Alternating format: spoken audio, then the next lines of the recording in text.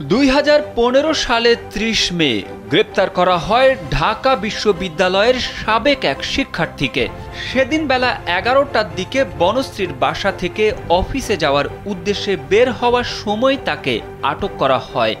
এরপর দীর্ঘ সময় তাকে গুম করে রাখা হয়। জেল টানতে হয় প্রিয়তম স্ত্রীকেও, কারণ 3 দিন পর র্যাব হেফাজতে রাখা হয় তার স্ত্রীকেও।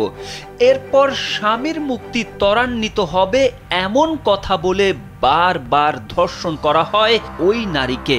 পবিত্র রমজান মাসে শবে কদরের দিনেও রোজা ভাঙিয়ে ধর্ষণ করা হয় তার স্ত্রীকে। শুধু ওই একজন তরুণ কিংবা তার স্ত্রী নন। Vision hot and cool AC 4-ওয়ে সলিনয়েড ভালভ টেকনোলজিতে হিটিং ও কুলিং দুই মোডেই কাজ করে সমানভাবে। Vision hot and cool AC. Bangladesh পুলিশের বরখাস্ত হওয়া অতিরিক্ত পুলিশ সুপার এবং র্যাবের সাবেক কোম্পানি কমান্ডার আলেপ উদ্দিনের লালসার শিকার হয়েছেন এমন অনেকেই। আন্তর্জাতিক অপরাধ ট্রাইব্যুনালে অন্তত অর্ধশতাধিক অভিযোগ জমা পড়েছে যাদের তুচ্ছ কারণে গুম করা হয়েছিল। এরপর নানা বাহানায় বছরের পর বছর নির্যাতন করা হয়। নির্যাতনের শিকার অনেক ব্যক্তি বলেছেন আলেপ বিকৃত রুচির মানুষ, সব সময় নারীদের নিয়ে নোংরা কথা বলতেন। ভুক্তভোগীদের পরিবারের নারী সদস্যদের নিয়েও কুরুচিপূর্ণ নানা কথা বলতেন। ঢাকার তেজগাঁও এলাকা থেকে তুলে নেওয়া হয় বহুজাতিক একটি কোম্পানির কর্মচারীকে। তিনি বলেন, দিনের পর দিন একটা বদ্ধ ঘরে উলঙ্গ করে রেখে নির্যাতন করা হয়েছে। মারধর করার সময় আলেপ পাগলের মতো হয়ে যেতেন।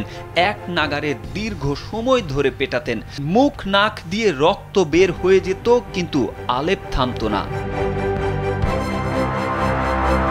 আন্তর্জাতিক অপরাধ ট্রাইব্যুনালের চিফ প্রসিকিউটর তাজুল ইসলাম গণমাধ্যমকে বলেন, আলেপ উদ্দিনের বিরুদ্ধে অভিযোগ সবচেয়ে মারাত্মক। স্বামীকে ক্রস ফায়ারে হত্যার হুমকি দিয়ে স্ত্রীকে ধর্ষণের তথ্য পাওয়া গেছে তার বিরুদ্ধে। তিনি অসংখ্য মানুষকে গুম ও নির্যাতনের সঙ্গে জড়িত।